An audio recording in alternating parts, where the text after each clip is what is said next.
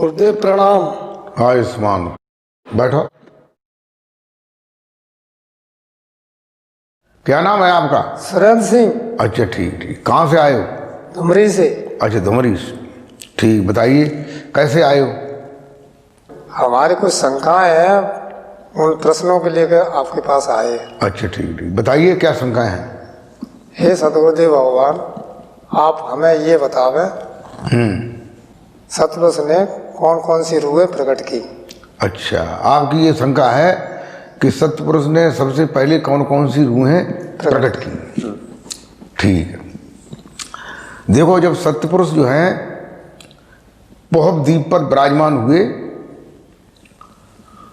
और सतलोक का निर्माण किया और अन्य अन्य लोगों का निर्माण किया, फिर उनके दिमाग में विचार ये आया कि मेरी जैसी और भी रूहें होती, तो उनकी जब इच्छा हुई, हृदय में अंकुरण हुआ, तो इच्छा पुरुष प्रकट हुए, अंकुर पुरुष प्रकट हुए, जोगजीत प्रकट हुए,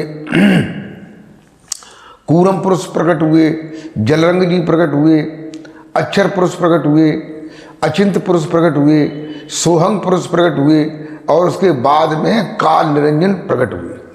ये रूहें प्रकट की। और बताइए दूसरा क्या प्रश्न है? हे जीवों पर दया करने वाले श्री सतगुरुदेव महाराज, आप ये बतावे सतपुरुष ने जीव की सृष्टि कैसे प्रकट की। अच्छा, ठीक ठीक, आपका ये प्रश्न है कि सतपुरुष ने जीव की सृष्टि को कैसे प्रकट किया। देखिए, जब ये रूहें जो पहले मैंने बताई हैं, ये जो प्रकट हुई हैं, और उन रूहों को उन्होंने अपना ज्ञान दिया, सहज निरक्षर का ज्ञान दिया, तो वे सब मस्त हो गई। मस्त होने के बाद जो है, फिर जो है सतपुरुष ने अन्य अन्य जीवों के लिए जो है एक से अनेक होने का संकल्प किया कि मैं एक हूँ और जब मैं अनेकानेक हो जाऊँगा, ऐसा संकल्प किया। तो उनके शरीर में जो दरवाजे हैं और जो बाल हैं, उनके जो छिद्र हैं, रोमकूप कहते हैं, सभी दरवाजों से जो है जीवों की आवृत्ति की, तो बहुत सी रूहें, अनगिनत रूहें जो है प्रकट हुई। ऐसे उन्होंने जो है सतपुरुष ने जो है जीव की सृष्टि को उत्पन्न किया।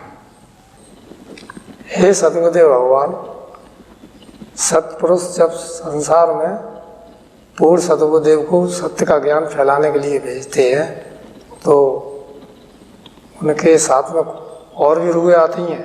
अच्छा, ठीक ठीक, आपका ये प्रश्न है कि जब सत्य पुरुष पूर्ण सदगुरुदेव को संसार में भेजते हैं, तो उनके साथ और भी रूहें आती हैं या नहीं आती? देखो, जब सतपुरुष जो है पूर्ण सदगुरुदेव को संसार में भेजते हैं और पूर्ण सदगुरुदेव उनकी आज्ञा लेकर के जब संसार में आते हैं, तो उनके साथ जो पहले की जो रूहें हैं, जो मुक्त हुई, मोक्ष मुक्ति को प्राप्त की हुई हैं, उनकी भी इच्छा होती है, तो वो भी उनके साथ आती हैं अपने आनंद लेने के लिए। ऐसे जो है और भी रूहें आती हैं। और बताइए, और अगला प्रश्न क्या है? हे सच्चिदानंद श्री सतगुरुदेव महाराज, आप हमें ये बतावे, जब दयालपुर संसार में कुछ अंश लेकर अवतार लेते हैं, हाँ, तो उसी प्रकार ऊपर की रूहानी के सतपुरुष के ज्ञान से भिन्न है या एक ही जैसी है? अच्छा, ठीक ठीक, हम समझ गए। आपका ये प्रश्न है, जब दयाल पुरुष संसार में कुछ अंश से अवतार लेते हैं, तो जो उनका जो ज्ञान है और सतपुरुष का जो ज्ञान है, वो एक ही ज्ञान है कि भिन्न है ज्ञान? यही तो बात है। देखो, दयाल पुरुष का तो और आगे का ज्ञान है, लेकिन जो है आगे का ज्ञान एकदम अगर साधक को दिया जाए तो वो कैसे समझ पाएगा? इसलिए वो क्रमबद्ध ज्ञान बताते हैं। पहले जो है कालमत का ज्ञान, फिर संतमत का ज्ञान, फिर जो है दयालमत का ज्ञान बताते हैं। और बताइए, और भी कोई प्रश्न है? हाँ, बताइए। हे धुरपुरवासी श्री सतगुरुदेव भगवान, आप हमें ये बतावे, दयाल देश से धुरपुर पहुंचकर कैसा अनुभव होता है? ठीक ठीक ठीक, अब समझ में आया। यानी आपका ये प्रश्न है कि जब साधक जब दयाल देश से ध्रुवपुर में जाता है तो उसको कैसा अनुभव होता है। देखो, नीचे के जो सतपुरुष से नीचे के जो मुल्क हैं उनमें रूहानियों के दर्शन होते हैं, चेहरे रूपरेख सब मालूम पड़ती है, और ऊपर जाकर के रूपरेख की झलक आती है और वहाँ प्रकाश ही प्रकाश है, आनंद ही आनंद है, ये अनुभव होता है। अच्छा, और बताइए, और क्या प्रश्न है। हे सतगुरुदेव भगवान, आप हमें यह बतावें सतपुरुष ने सबसे पहले कौन सी नारी प्रकट की। अच्छा अच्छा अच्छा, आपका ये प्रश्न है कि सबसे पहले सतपुरुष ने कौन सी नारी प्रकट की।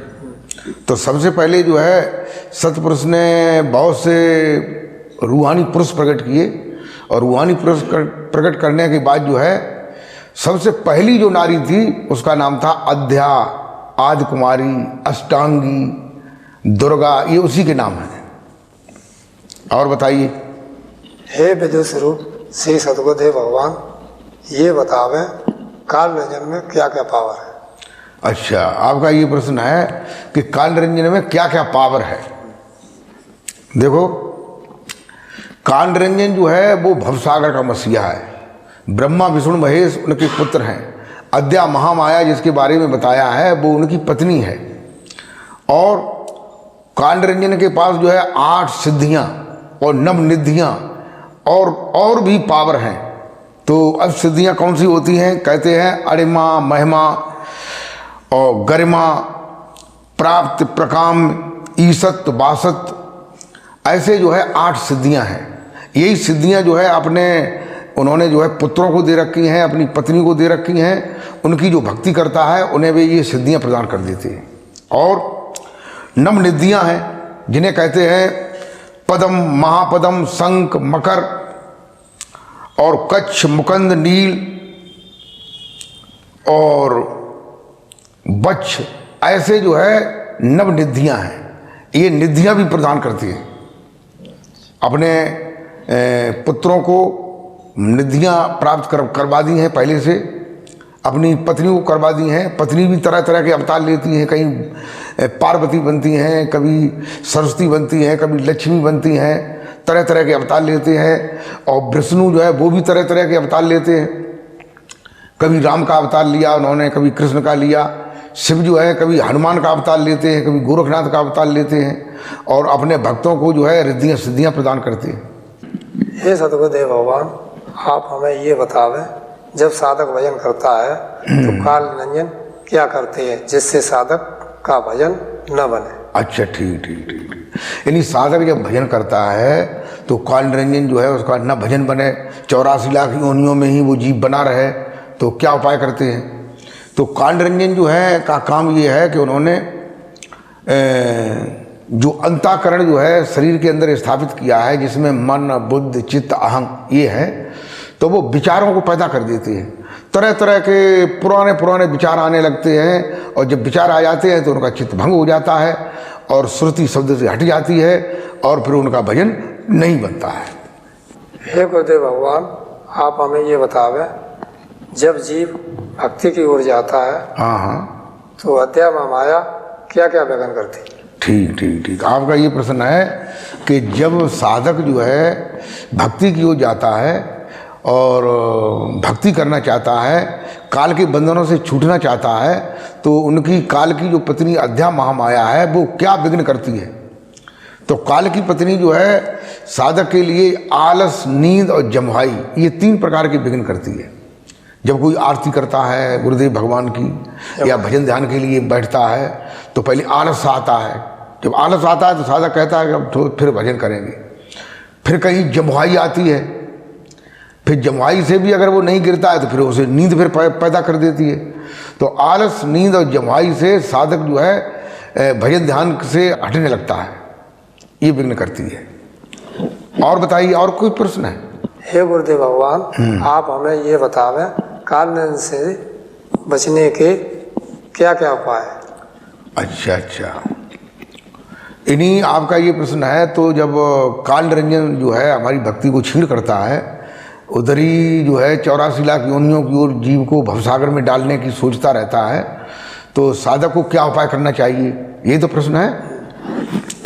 तो देखिए इसमें एक तो ये प्रश्न है कि साधक जो है अपने गुरु जी पर विश्वास रखे, उनकी मूर्ति को हमें हमेशा दिल में बसाए रखे। कहते हैं जाके मन विश्वास है सदा गुरु तेई संग। जिसके मन में विश्वास हो जाए, अटूट विश्वास हो जाता है, गुरु हमेशा उसके साथ रहता है। और गुरु जब साथ रहता है तो कहते हैं जाके मन विश्वास है सदा गुरु तेई संग। और कोट काल झकझोरे तउन होए चित भंग।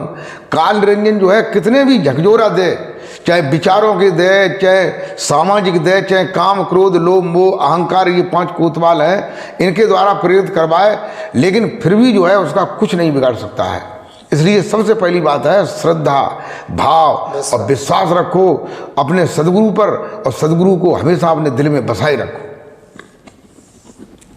और कोई प्रश्न है? बस इतने प्रश्न। ठीक। हे गुरुदेव भगवान, हम इन प्रश्नों को लेकर दूर दूर तक गए, वहाँ मेरा प्रश्न का कोई हल नहीं निकला। जब मैं आपके पास आया तो मेरे प्रश्नों का उत्तर मिला और मैं संतुष्ट हूँ। अब मैं आपकी शरण में आना चाहता हूँ।